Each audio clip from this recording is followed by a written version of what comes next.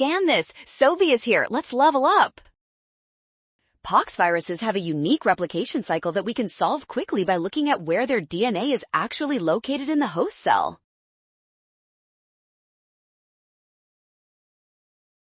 The problem states that neither the pox viruses nor their DNA can pass through the nuclear membrane, meaning they stay in the cytoplasm. This is a huge clue for their replication.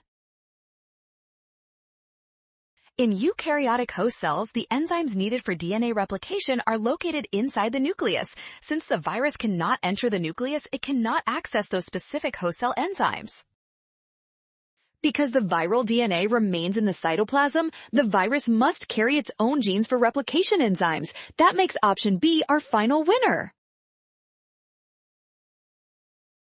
Well done! Scan the code. You can learn better with Sovi. Watch signs and avoid rush. Trust given info and check steps.